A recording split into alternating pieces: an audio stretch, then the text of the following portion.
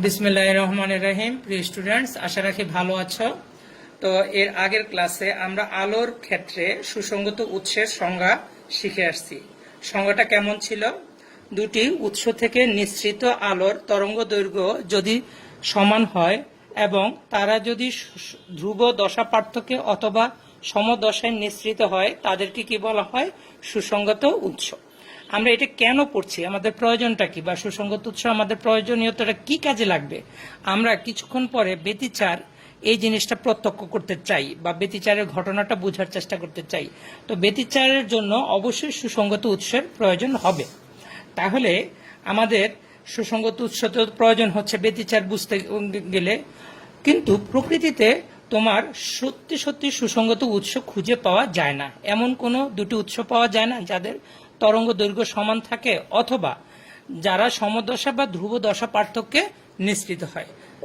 আচ্ছা, সময়ের সাথে সাথে অর্থাৎ উৎসগুলার একেবারে তরঙ্গ দৈর্ঘ্য সমান হওয়ার পরেও কি হচ্ছে, দশার পরিবর্তনটা হতেই থাকে, তাই তো?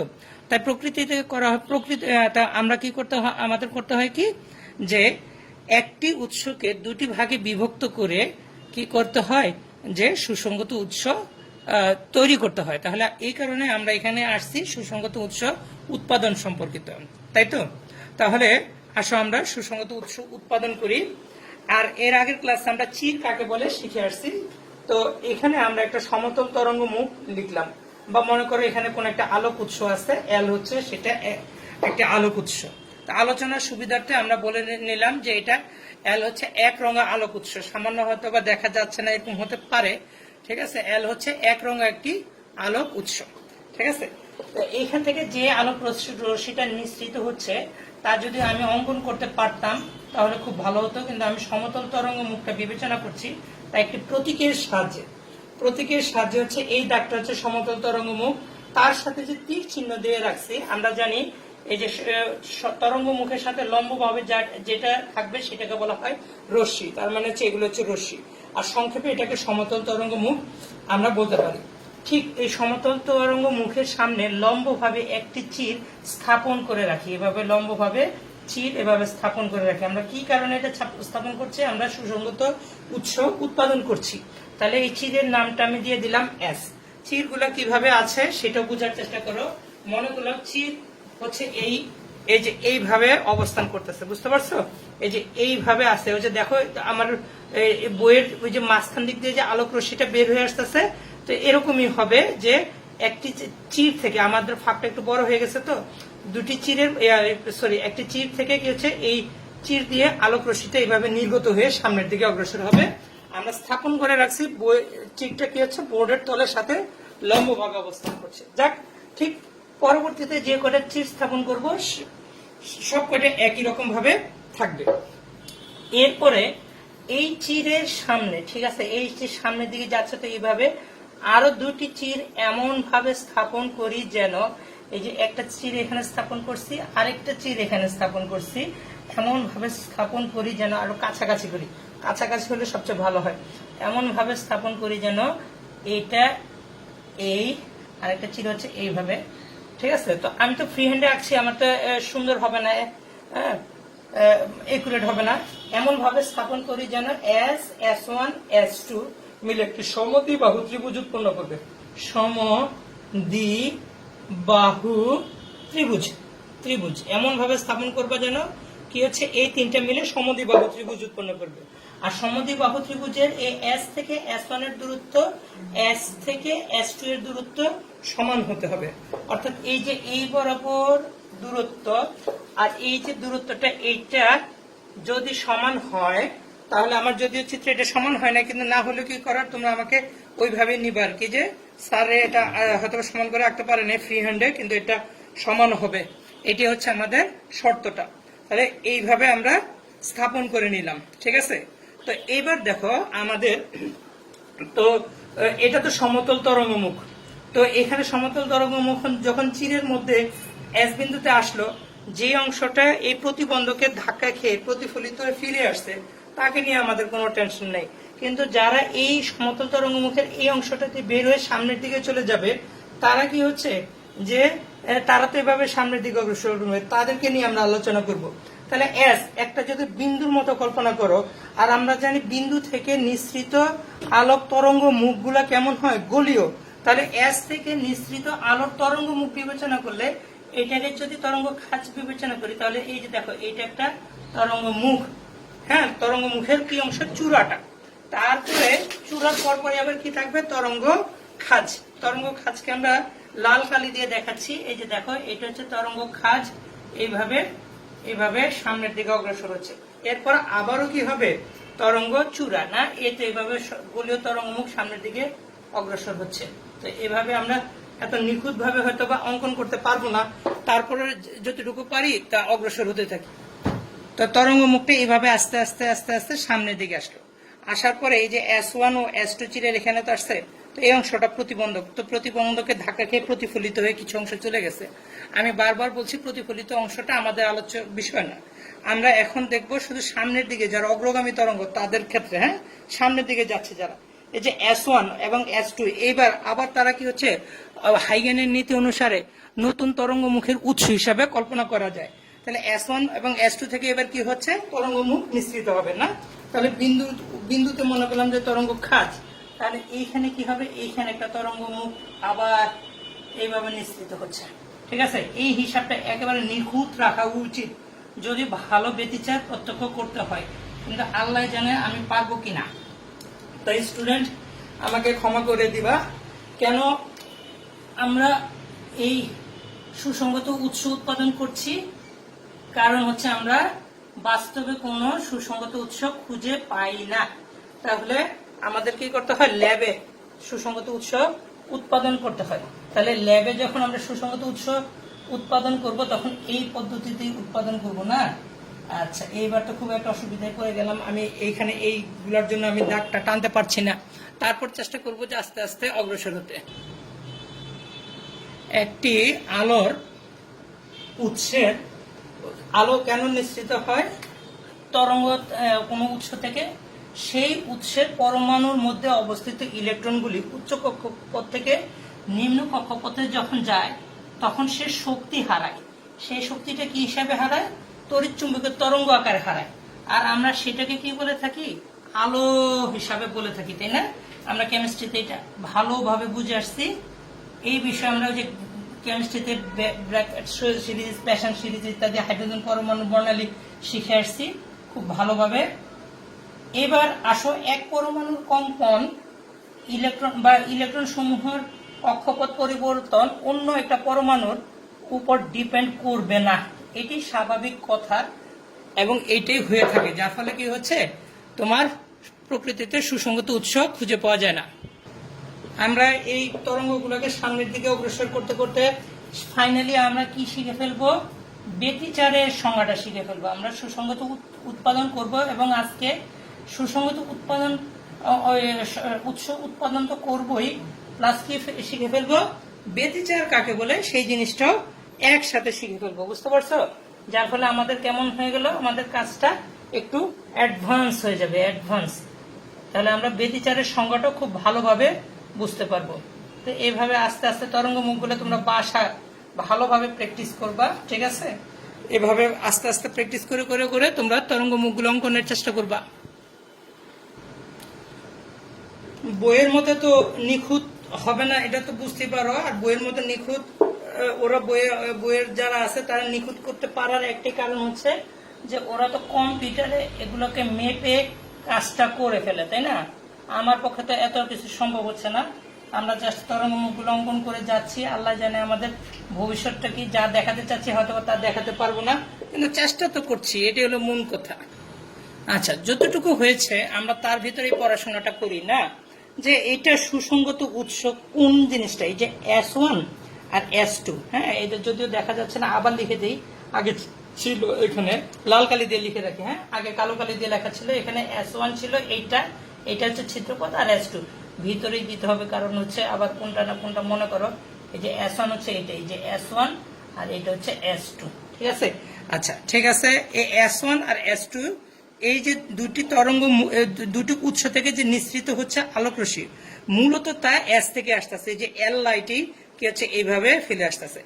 এখন যেহেতু তারা কি হচ্ছে, একটাই তরঙ্গ মুখ এভাবে সামনে গিয়ে যে দুটি ভাগে বিভক্ত হয়ে গেছে, তাহলে এইখানে যখন উপরিপাতিত হয়েছে তাদের উভয়েরই কি থাকবে, দশাটা সেম থাকবে।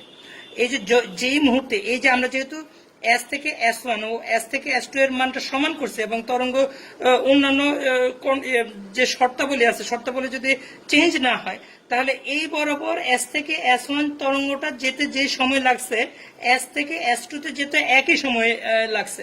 ফলে এইখানে যদি তরঙ্গ চূড়া এসে হাজির হয়, এইখানে তরঙ্গ চূড়া এসে হাজির হবে, বা খাজ এসে হাজির হলে তরঙ্গ খাজ আসবে, তাহলে কি হলো, তারা সমদশা হয়ে গেল। তাহলে তো একটা তরঙ্গ মুখের যে একটা শর্তটা, হ্যাঁ, সুসংগত উৎসের যে শর্ত, একটা শর্ত ফুলফিল হইলো। আর একটি তরঙ্গই কি হচ্ছে, এখানে ভাগ হয়ে দুটি ভাগে বিভক্ত হয়ে গেছে, তাহলে তাদের তরঙ্গ দৈর্ঘ্য কেমন থাকবে, সেম থাকবে। তাহলে ওই যে আমরা যে সুসংগত উৎসটা বলছি তরঙ্গ দৈর্ঘ্য সেম থাকবে, তারা সমদশায় নিঃসৃত হবে অথবা ধ্রুব দশা পার্থক্যে নিঃসৃত হবে, তা তো মিলে গেল। তাহলে S1 আর S2 কে তখন কি বলা হতে পারে, সুসংগত উৎস বলা যেতে পারে। এস কে না, এল তো লাইট আলোক উৎস, হ্যাঁ, এবং এটা এক রঙের আলোক উৎস হলে সবচেয়ে ভালো হয়, কিন্তু S1 এবং S2 এই দুইটা হচ্ছে সুসংগত উৎস। আচ্ছা, এখন তোমরা এখানে কি কি কল্পনা করেছো, কে জানে কে কি কল্পনা করছো, যে এটা কিন্তু তরঙ্গ, এই যে কালো ভরাট দাগটা আমরা তরঙ্গ চূড়া কল্পনা করছি, আর এটাকে তরঙ্গ খাজ কল্পনা করছি। অর্থাৎ একটা যদি তরঙ্গ একে দেখাই, তাহলে এটা হচ্ছে তরঙ্গ খাজ, আবার এটা হচ্ছে তরঙ্গ চূড়া, আবার এখানে তরঙ্গ খাজ, আবার এখানে তরঙ্গ চূড়া। এইভাবে তরঙ্গের ঢেউগুলো সবকিছুতে এট এ টাইম দেখাতে পারবো না বাবা, সবকিছু এত নিখুঁত আমি না, এইভাবে হচ্ছে ব্যাপারটা না। আর এই বরাবর যদি তুমি এইভাবে দাগ দাও, ব্যাপারটা হচ্ছে এইটা, এই দাগটাকে বলা হচ্ছে তখন রশ্মি, এই জিনিসটা হচ্ছে রশ্মি দাগটা, কারণ রশ্মিটা অলওয়েজ কি, এগুলো হচ্ছে তরঙ্গ মুখ, তরঙ্গ মুখের সাথে কি হচ্ছে, লম্ব লম্ব লম্ব অবস্থান করতেছে রশ্মি। আর রশ্মিটা যাচ্ছে কিভাবে, এই যে তরঙ্গ আকারে যদি যায় এইটা, তাহলে এই বৃত্তের মতো এগুলো কি, এগুলো হচ্ছে তরঙ্গ মুখ, গলীয় তরঙ্গ মুখ। এই তরঙ্গ মুখগুলা বা তরঙ্গগুলা কি হয়েছে, একটি আরেকটির উপরে উপরিপাতন হয়েছে। তোমরা জানো সমদশায় উপরিপাতিত হলে কি হবে, তোমরা এর আগের ভিডিওতে যারা দেখছো যে সমদশা মানে হচ্ছে এরকম দুইটি তরঙ্গ এরকম, তাহলে মিলিত হলে তরঙ্গ চূড়ার সাথে চূড়া, খাজের সাথে খাজ মিলে গেলে এইভাবে লব্ধি বিস্তারটা বেড়ে যায়, তাই না? আর যদি বিপরীত দশা হয়, তোমরা এর আগের ভিডিওতে তোমরা দেখছো অবশ্যই, এবং আমরা এটা যদি সমান ধরে, তাহলে লব্ধি বিস্তারটা কেমন হয়ে যায়, শূন্য হয়ে যায়। তাহলে আসো এবার আমরা এখানে একটা ঘটনা ঘটাই, কি হচ্ছে দেখি। আচ্ছা, তাহলে মনে করো আমি এখানে একটা পর্দা স্থাপন করে রাখছি, বুঝতে পারছো, পর্দা এই বরাবর একটা পর্দা আছে, এই যেভাবে আমি স্থাপন করে রাখছি, এইটা হচ্ছে পর্দা, আর তরঙ্গগুলো এভাবে যাচ্ছে। তো আমি হয়তো এতটুকু যে এইভাবে যদি যায়, তাহলে এই বরাবর যাবে, আর এটা হচ্ছে এই বরাবর এখানে পর্দা এখানে আমি স্থাপন করে রাখছি।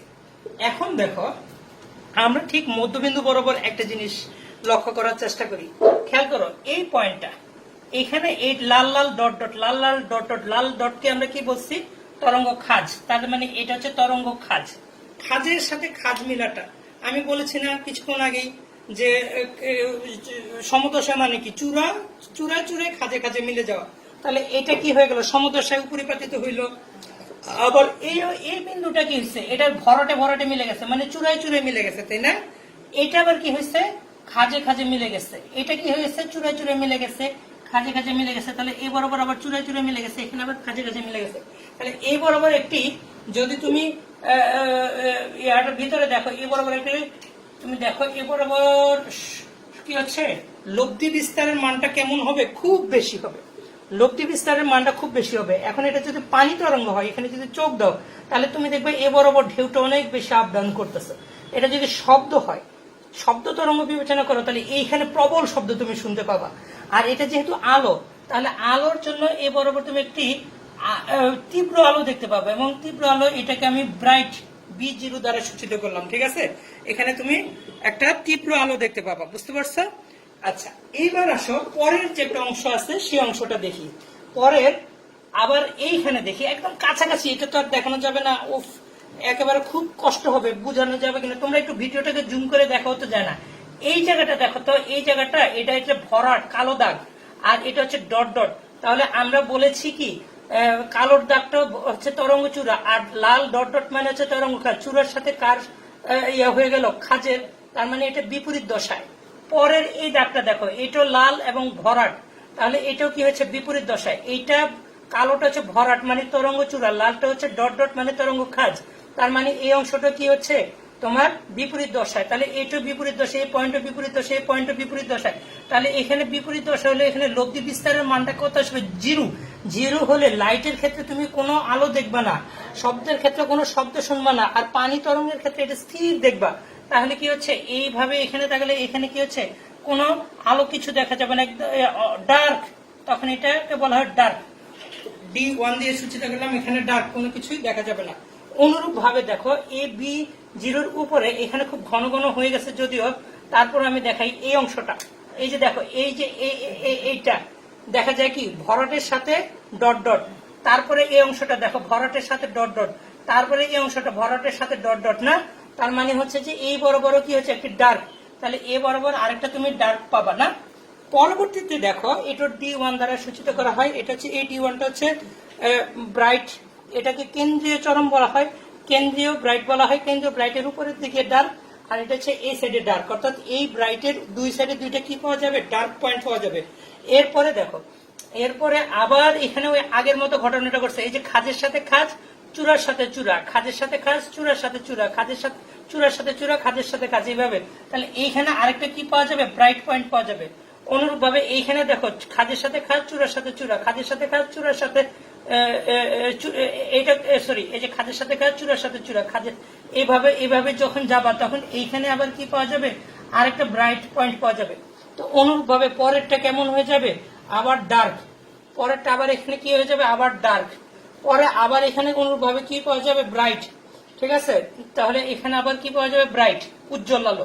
ঠিক আছে, তো এইভাবে এই পর্দার ভিতরে তুমি কি হবে? এই যে তরঙ্গের উপরিপাতন ঘটনাটা ঘটে গেল, এই উপরিপাতনের ফলে পর্দার ভিতরে তুমি দেখতেছো কি একটি জায়গায় উজ্জ্বল আলো, ঠিক আছে, আর একটি জায়গায় হচ্ছে কি যে অন্ধকার। এটা উজ্জ্বল আলো, এরপরে অন্ধকার, তারপর আবার উজ্জ্বল আলো, অন্ধকার, এরকম একটা সজ্জা পাবা। আর এই উজ্জ্বল আলো অন্ধকারকে এগুলাকে বলা হয় পট্টি। ঠিক আছে, পট্টি। আর এই যে একটা ঘটনা ঘটলো তরঙ্গের উপরিপাতনের ফলে তোমার কি হচ্ছে যে উজ্জ্বল বা এই যে উজ্জ্বলতা বৃদ্ধি পেয়েছে কেন? এটা হচ্ছে তোমার তীব্রতার পরিবর্তন হয়েছে, তীব্রতা বেশি হয়ে গেছে। অন্ধকার হয়ে গেছে কেন? তীব্রতাটা কমে গেছে। ঠিক আছে, ওই যে আমরা জানি তীব্রতাটা বিস্তারের বর্গের সমানুপাতিক। এখন যখন এই যে এখানে তরঙ্গ চূড়ার সাথে খাজ মিলে যায়, এই জায়গাটা চূড়ার সাথে খাজ, তখন বিস্তারের মান তো জিরো। তাহলে তীব্রতার মান কত আসবে? জিরো হলে তীব্রতা ইকুয়াল চলে আসবে কত? জিরো। তাহলে জিরো যদি চলে আসে তাহলে সেই অংশটা অন্ধকার দেখবা। আর যখন নাকি এইটা দুইটা মিলে যাবে, এর মান ডাবল হয়ে যাবে, তখন কি হয়ে যাবে? চূড়ার সাথে চূড়া মিলে গেলে তখন প্রচুর আলো দেখা যাবে। তাহলে পর্দার ভিতরে তুমি কি করবা? কি দৃশ্য দেখবে? একবার উজ্জ্বল আলো, একবার অন্ধকার, উজ্জ্বল আলো, অন্ধকার, উজ্জ্বল আলো, অন্ধকার, এই ধরনের পট্টি দেখতে পাবা। এই পট্টিগুলোর যে সৃষ্টি হওয়ার ঘটনাটা, এই ঘটনাটাকে তখন কি বলা হচ্ছে? ব্যতিচার। তাহলে তুমি ব্যতিচারের সংজ্ঞাটা এখান থেকে মোটামুটি ভাবে দেওয়ার চেষ্টা করো। আমরা ফাইনালি একটা সংজ্ঞা দিব এবং সেই জায়গা থেকে আমরা গঠনমূলক ও ধ্বংসাত্মক ব্যতিচার কাকে বলে সেটা বোঝার চেষ্টা করব। দেখো, দুটি সুসংগত উৎস, এই যে দুটি সুসংগত উৎস থেকে কি হচ্ছে তোমার দুটি আলোক তরঙ্গ কি হচ্ছে উপরিপাতনের ফলে কোন তল, তল মানে ওই যে আমি একটা পর্দা স্থাপন করেছি, এই তলের বিভিন্ন বিন্দুতে আলোর উজ্জ্বলতা বা আলোক তীব্রতার কি হয়েছে? পর্যায়ক্রমিক হ্রাস বৃদ্ধি হয়েছে। পর্যায়ক্রমিক মানে কি? একবার উজ্জ্বল হলে পরেরটা অন্ধকার, পরেরটা উজ্জ্বল হলে পরেরটা আবার অন্ধকার, এইভাবে পর্যায়ক্রমিক হ্রাস বৃদ্ধি হওয়ার ঘটনাটাকে বলা হয় আলোর ব্যতিচার। তরঙ্গ দুটি যদি সমদশায় উপরিপাতিত হয় তাহলে যে ধরনের ব্যতিচার আমরা পাই তাকে বলা হয় গঠনমূলক ব্যতিচার। এবং এই গঠনমূলক ব্যতিচারের ক্ষেত্রে তুমি আলোক রশ্মিটা কেমন দেখবে? উজ্জ্বল আলো দেখবা। আর শব্দের ক্ষেত্রে তুমি এটাকে তুমি কি দেখবা? তীব্র শব্দ শুনতে পাবা। আর পানি তরঙ্গের ক্ষেত্রে তুমি দেখবে কি পানির ওই অংশটা কি হচ্ছে? ঢেউ ঢেউ সৃষ্টি হচ্ছে। পানি তরঙ্গ কিভাবে দেখবে এটা তো বুঝতেছো না, শুধুমাত্র খালি চোখে তুমি দেখতে পাবা পানি তরঙ্গই। আজকে বোধহয় কিছুক্ষণ আগে বৃষ্টি হলো, তাহলে তুমি তোমার বাড়ির উঠোনে দুইটা ইট এইভাবে রাখবা, এইভাবে রাখলে বলে S1 স্লিট তৈরি হয়ে গেল। আর তিনটা ইটকে এভাবে রাখবা যে সমান দূরত্বে, এখানে S2 স্লিট হয়ে যাবে, এখানে S1 স্লিট হয়ে যাবে। হওয়ার পরে তুমি শুধুমাত্র এইখানে প্রতি সেকেন্ডে মনে করো দুইবার করে করে তোমার আঙুলটাকে এভাবে পানির ভিতরে ঝাঁকাতে থাকবে, তাহলে পানির এখানে এভাবে ঢেউটা গিয়েছে তৈরি হয়ে যাবে। সেই ঢেউটা ইটের এই দুটি ফাঁক দিয়ে যাবে এবং সেটা দেখতে এমন হয়ে যাবে। তখন এখানে চোখ দিয়ে দেখলে তুমি যে এখানে ডার্ক লেখা আছে সেই জায়গায় দেখবে যে কোনো পানি কম্পন নাই, পানিটা একদম স্থির সমতল হয়ে আছে, তাই না? আর যে জায়গায় ব্রাইট আছে সেই জায়গায় পানির ঢেউটা এইভাবে এইভাবে উঁচু নিচু হয়ে এখানে আসতেছে। ফলে এই অংশটাকে তখন কি বলা হয়, গঠনমূলক ব্যতিচার বলবা। পরের অংশটাকে তখন তুমি কি বলবা, ধ্বংসাত্মক ব্যতিচার বলবা। তো আসো আমরা আরেকটু বুঝি বলতে মানে কি, আমি কয়েকটা প্রশ্ন করব। হ্যাঁ, আচ্ছা, পানি তরঙ্গের এই জিনিসটা হয়তো এটা ইট দিয়ে খুব কাছাকাছি হবে, তো তুমি ভালোভাবে হয়তো দেখতে পাবে না। পুকুরে যখন গোসল করতে যাবা বা ভিক্টোরিয়া কলেজের সামনে যে পুকুরটা আছে, পুকুরটা যখন পানিটা একদম স্থির থাকবে তখন কি করবে, এইভাবে ওয়াই আকৃতির একটা একটু দুটি কাঠিকে এইভাবে জয়েন করবা, আর এখানে একটা ছোট একটা বল আর এখানে একটা ছোট বল স্থাপন করবা। দুইটা বলকে পানির ভিতরে নিয়ে এইভাবে স্থির করে রাখার পর আস্তে আস্তে এইভাবে কাঁপাবা। এই কম্পনটা যেন কি হচ্ছে, একটা পর্যাবৃত্ত গতি উৎপন্ন করে। 1 সেকেন্ডে 2 বার কাঁপালে এটা সবসময় যেন 2 বার এইভাবে কাঁপতে থাকে, তখন দুইটা ঢেউ উৎপন্ন হবে। সেই ঢেউ দুইটা কি হচ্ছে, ঢেউয়ের ফলে কি হচ্ছে, তরঙ্গের উপরিপাতন হবে বা সুসংগত উৎস উৎপাদন করবে ইত্যাদি। আচ্ছা, আমি এগুলো বলতে চাই না, আমি বলতে চাই যে পানির ভিতরে দুটি তরঙ্গের উপরিপাতনের ফলে কিসের সৃষ্টি হয়, ব্যতিচার। পানির যে এবং পানির এগুলো কি জিনিস, তরঙ্গ। তাহলে পানি তরঙ্গের কি সৃষ্টি হয়, ব্যতিচার। ঠিক আছে। আচ্ছা, শব্দের ক্ষেত্রে তোমার কি আমরা লক্ষ্য করতে পারি, ব্যতিচার। তো শব্দটা কি হিসাবে আমরা জানি, তরঙ্গ হিসাবে জানি। ঠিক আছে। এইবার আলোর ক্ষেত্রে তো এটা প্রত্যক্ষ করা যায়। আলোর ক্ষেত্রে আমরা দেখি উজ্জ্বল অন্ধকার, উজ্জ্বল অন্ধকার, উজ্জ্বল অন্ধকার, এইভাবে আমরা লক্ষ্য করতে পারি। তাহলে আলোর ক্ষেত্রে ব্যতিচার হয়। ব্যতিচার কার হয়, তরঙ্গের। তার মানে আলোটা কি, আলোটা একটা তরঙ্গ। তার এইবার তরঙ্গ হলে সেই তরঙ্গটা বর্ণনা করছে কে, হাইগেন। হাইগেন কিভাবে বলছে, তরঙ্গ মুখ আকারে। তাহলে তরঙ্গ মুখ দিয়ে সেই বর্ণনাটাকে হয় কিনা, হ্যাঁ হয়ে যায়, নাকি বুঝতে পারো নাই? তার মানে হাইগেন যে আলোটাকে তরঙ্গ ধরেছে এবং তরঙ্গ মুখ আকারে বর্ণনা করেছে, এবং সেটা দিয়ে যে আমরা ব্যতিচারের এই ঘটনাটার লক্ষ্য ব্যাখ্যা করতে পারি, সম্পূর্ণ কিছু মিলে গেল। বুঝতে পারছো? তার মানে হাইগেনের ধারণাটা ঠিক, এবং আমরা এখন ব্যতিচারের এই ঘটনাটা ব্যাখ্যা করার সময় কি করব, যে আলোটাকে কি হিসাবে কল্পনা করে নেব, তরঙ্গ মুখ আকারে কল্পনা করে নেব। আরেকটা কথা, যে আমরা নেক্সট ভিডিওতে আমরা যাব, নেক্সট ভিডিওতে এই যে দেখো যে আলোক রশ্মির এইভাবে একটা রশ্মি এইভাবে গেছে না তরঙ্গ মুখের সাথে লম্বভাবে, যে কটা তুমি দাগ দিবা সব কটা, এইটা একটা রশ্মি, এই বরাবর আরেকটা রশ্মি এ বরাবর গেছে, যে কটি দাগ দিয়ে কল্পনা করতে পারবা লম্বভাবে, সব কয়টা কি আলোক রশ্মি। এখন বারবার আমরা যদি চিত্রটাকে এইভাবে গোল গোল লাল লাল এইভাবে দিয়ে অঙ্কন করি তাহলে খুব অসুবিধা হবে। তাই আমাদের নেক্সট ভিডিও যে কয়টাতে থাকবে, আমরা তরঙ্গ মুখ বা তরঙ্গের ব্যতিচারের অঙ্কনের জন্য আমরা এই S1 রাখবো, শুধু S2 রাখবো, বাকিটা আমরা এই রশ্মিটাকে রাখবো। যে মনে করে এই পয়েন্টটাকে আমরা দেখতে চাইছি, এই দুইটা পয়েন্ট এখানে পি বিন্দু দেখে নাকি মিলিত হলো, তাহলে নেক্সট ভিডিওতে আমাদের শুধু এই দুটি রশ্মি থাকবে। অর্থাৎ রশ্মিটা তুমি কল্পনা করবা তরঙ্গ মুখের এইভাবে যাচ্ছে আর কি, এইভাবে যাচ্ছে, এইভাবে গিয়ে তারা উপরিপাতন হবে। ঠিক আছে, সমস্ত অংশটা আর আমাদের নেক্সট ভিডিওতে গুলো থাকবে না। আচ্ছা যাক, এতক্ষণ তো অনেক কথা বলে ফেললাম, ভিডিওটা তো ভালো হলো না, একটা অড টাইমে ভিডিও বানাচ্ছি তো দুপুরবেলা, যার ফলে এই সময় আমি প্রচন্ড গরমের ভিতরে হয়তো ভালো বলতে পারিনি। তারপরে ব্যতিচারের সংজ্ঞাটা একটু ভালোভাবে বোঝার চেষ্টা করবো, বই পড়ে আমি আরেকবার বলতেছি, তুমি দেখো মিলে কিনা। যে যদি সুসংগত উৎস তুমি না বলো তাহলে এভাবে বলতে পারো যে সমান তরঙ্গ দৈর্ঘ্য প্রায় সমান বিস্তার, বিস্তারটা সমান হতে হবে এমন কোনো কথা নাই, বা কম্পাঙ্ক সমান হতে হবে, এটা মাস্ট।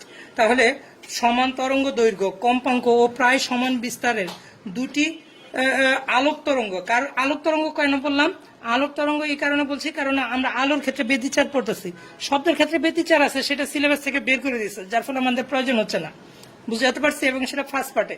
তা আমরা সেকেন্ড পার্টের ক্ষেত্রে পড়ছি, তা আমরা কি বলবো, আলোক তরঙ্গের উপরিপাতনের ফলে, কোথায় উপরিপাতন হয়েছে, একটা তলের উপরে, তলের নামটা এখানে ছিল পর্দা, আর তুমি পরীক্ষার খাতা লিখবা তলের উপরে, তলের বিভিন্ন বিন্দুতে কি ঘটনাটা ঘটছে, যে আলোক তীব্রতার পর্যায়ক্রমিক পরিবর্তন হয়েছে। ঠিক আছে, এইখানে যে লব্ধি বিস্তারের মানটা বেশি সেটা তুমি বুঝতে পারছো কিভাবে, তুমি বুঝতে পারছো এখানে উজ্জ্বল আলো, তুমি তার বিস্তার খালি চোখে দেখা যায় না, কি জিনিস তাহলে খালি চোখে দেখা যায়, তীব্রতাটা দেখা যাওয়ার কারণে কি হচ্ছে, উজ্জ্বল দেখা গেছে। বিস্তার খালি চোখে দেখা যায় না, কিন্তু কি জিনিসটা শোনা যায়, কোন মানব গুণাবলী দ্বারা আমরা ব্যতিচারকে প্রত্যক্ষ করতে পারি। আলোর ক্ষেত্রে হচ্ছে আমরা চোখ দিয়ে, সেটা হচ্ছে চোখ দিয়ে দেখে, তাহলে আমরা চোখ দিয়ে কি বিস্তার দেখবো না, আমরা চোখ দিয়ে বিস্তার দেখবো না, আমরা দেখবো কি আলোর তীব্রতা। কোন মানবিক গুণাবলী দিয়ে শব্দের ব্যতিচারটা তুমি লক্ষ্য করতে পারবা? সেটা হচ্ছে শব্দটা শুনে শুনে, শব্দটা আবার খালি চোখে দেখা যাবে না, সেটা হচ্ছে শব্দ শুনে শুনে। তার মানে তখন এইখানে কান দিলে তখন এখানে প্রচুর শব্দ, এইখানে কোনো শব্দ নাই, বিভিন্ন পয়েন্টে তখন শব্দটার কি হচ্ছে, শব্দ তীব্রতার পর্যায়ক্রমিক হ্রাস বৃদ্ধি হবে। তাহলে শব্দের ক্ষেত্রে ব্যতিচার প্রত্যক্ষ করা যায় কিভাবে? সেটা হচ্ছে শুনে। আলোর ক্ষেত্রে ব্যতিচার লক্ষ্য করা যায় যে দেখে। তাহলে কি জিনিসটা শুনবা? শব্দের তীব্রতাটাই শোনা যায়। কি জিনিসটা দেখবা? আলোক তীব্রতাটাই দেখা যায়। কতটা বুঝতে পারছো? তাহলে আমাদের সঙ্গে কোন জিনিসটা থাকবে? তীব্রতা। তাহলে আসো, সমান কম্পাঙ্ক ও সমান তরঙ্গ দৈর্ঘ্যের দুটি আলোক তরঙ্গ কোন তলে উপরিপাতনের ফলে আলোক তীব্রতার পর্যায়ক্রমিক হ্রাস বৃদ্ধি হওয়ার ঘটনাটাকে আলোর ব্যতিচার বলে। আলোক রশ্মি দুটি যদি সমদশায় উপরিপাতিত হয় তাহলে যে ধরনের ব্যতিচার লক্ষ্য করা হয় তাকে বলা হয় গঠনমূলক ব্যতিচার। এই ক্ষেত্রে আলোর তীব্রতাগুলো কেমন হয়? সবচেয়ে বেশি হয় এবং আমরা উজ্জ্বল আলো প্রত্যক্ষ করে থাকি। যদি তারা বিপরীত দশায় মিলিত হয় তখন কি হচ্ছে, তাকে বলা হয় ধ্বংসাত্মক ব্যতিচার। এই ক্ষেত্রে আলোক তীব্রতা খুব কম হয় এবং আমরা প্রায় অন্ধকার অবস্থায় সেটাকে দেখি এবং এটাকে আমরা ধ্বংসাত্মক ব্যতিচার বলে থাকি। তাহলে আসো আমরা ব্যতিচারের সংজ্ঞাটা একটু দেখে নিই। তাহলে ব্যতিচারের সংজ্ঞাটা এখন কি দাঁড়াবে? কাছাকাছি স্থাপিত দুটি সুসংগত উৎস হতে সমান কম্পাঙ্ক, এটা মাস্ট, কম্পাঙ্ক সমান হতে হবে, আর বিস্তারটা সমান হলে সবচেয়ে ভালো। তাহলে অন্ধকার খুব ভালো অন্ধকার বোঝা যাবে, বুঝতে পারছো? ঝাপসা অন্ধকার না, হালকা হালকা অন্ধকার না, একদম পুরো পুরো ডার্ক, এটা হচ্ছে। তাই সমান হলে ভালো, কিন্তু সমান হয়তো পাওয়া যায় না। সেই ক্ষেত্রে খেয়াল করতে হবে যে সমান বা প্রায় সমান বিস্তারের, কিন্তু বিস্তারের ডিফারেন্স যদি বেশি হয়ে যায় তাহলে ব্যতিচারের প্যাটার্নটা তুমি খুঁজে পাবা না, বুঝতে পারছো? তাই আমাদের টার্গেট হচ্ছে সমান বা প্রায় সমান বিস্তারের দুটি আলোক তরঙ্গ, একই দিকে তারা যাবে। আমরা দেখছো না, S1 এবং S2 দুটি তরঙ্গ কোন দিকে যাচ্ছে? একদিকে, একদম বিপরীত দিক থেকে আসতেছে না, একই দিকে তারা যাচ্ছে। তাহলে একই দিকে গমন করে কোথায় গিয়ে পড়লো? কোন তলে, মানে পর্দার উপরে গিয়ে পড়ছে। সেখানে কি হয়েছে? উপরিপাতিত হয়েছে দুটি তরঙ্গ, একটি তরঙ্গ আরেকটি তরঙ্গের উপরে উপরিপাতিত হয়েছে। এর ফলে পর্দার যে বিভিন্ন পয়েন্ট আছে, পয়েন্টে কি হচ্ছে? আলোক তীব্রতার পর্যায়ক্রমিক মানে কি? একবার অন্ধকার পেলে তারপর এটা অবশ্যই আলো, পরপর দুটি অন্ধকার, পরপর তিনটি আলো, এমন হবে না। পর্যায়ক্রমিক মানে একবার আলো একবার অন্ধকার, একবার আলো একবার অন্ধকার, একবার উজ্জ্বল একবার অন্ধকার, উজ্জ্বল অন্ধকার, সেটাকে বলা যায় পর্যায়ক্রমিক হ্রাস বৃদ্ধি। হ্রাস বৃদ্ধি মানে হচ্ছে একবার উজ্জ্বল হলে বৃদ্ধি, আর কমে গেলে তখন হ্রাস। তীব্রতা, ঠিক আছে, হওয়ার ঘটনাটাকে, এটা কিন্তু চেঞ্জ হচ্ছে কোন জিনিসটা? তীব্রতার চেঞ্জ হচ্ছে, হওয়ার ঘটনাটাকে বলা হচ্ছে আলোর ব্যতিচার। তো বই দেখে বা এখান থেকে যেখানে পারো ভালোভাবে, এই সংজ্ঞাটা ভালোই হয়েছে, যেটা পারো ভালোভাবে বোঝার চেষ্টা করবা। এবার আসো, এই উপরিপাতিত তরঙ্গ দুটি যদি পর্দায় গিয়ে সমদশায় উপরিপাতিত হয়, বা ব্যতিচার সৃষ্টিকারী তরঙ্গ দুটি যদি পর্দায় সমদশায় উপরিপাতিত হয়, তাহলে যে তরঙ্গের সৃষ্টি হবে সেটা হচ্ছে তোমার গঠনমূলক ব্যতিচার। এক্ষেত্রে উজ্জ্বল আলো সৃষ্টি হয়, আর বিপরীত দশা হলে তখন ধ্বংসাত্মক ব্যতিচার, এবং এক্ষেত্রে অন্ধকার বিন্দু বা অন্ধকার পট্টির সৃষ্টি হয়। তাহলে ওই তো আমরা যেটা বললাম, ব্যতিচার সৃষ্টিকারী তরঙ্গ দুটি কোন তলে যদি সমদশায় পরিপাতিত হয় তখন তাকে গঠনমূলক ব্যতিচার বলে, আর এই ক্ষেত্রে উজ্জ্বল পট্টি পাওয়া যায়। আর ব্যতিচার সৃষ্টিকারী তরঙ্গ দুটি কোন তলে যদি বিপরীত দশায় পরিপাতিত হয় তখন তাকে ধ্বংসাত্মক ব্যতিচার বলে, এই ক্ষেত্রে অন্ধকার পট্টির সৃষ্টি হয়। তো এখানে ব্যতিচার মাত্র শুরুটা করলাম, আর কমপক্ষে 2 থেকে 3টি লেকচার আছে ব্যতিচার সম্পর্কিত, না? তো আমরা ধীরে ধীরে ব্যতিচার জিনিসটা অত কঠিন না, কিন্তু আমি একটু ধীরে ধীরেই যাব, ঠিক আছে? সবাই একটু ফলো করবা, হ্যাঁ? আর আজকে একটু তাড়াহুড়া ছিল, কথাগুলো একটু ঘন ঘন বলে ফেলেছি, মানে গরমের কারণে হোক বা যে কোনো কারণে হোক, আমি দুঃখিত। তবে তুমি বইটা ভালোভাবে পড়ে বোঝার চেষ্টা করবা। ধন্যবাদ সবাইকে। পরের ভিডিওর জন্য অপেক্ষা করতে অনুরোধ করা হলো।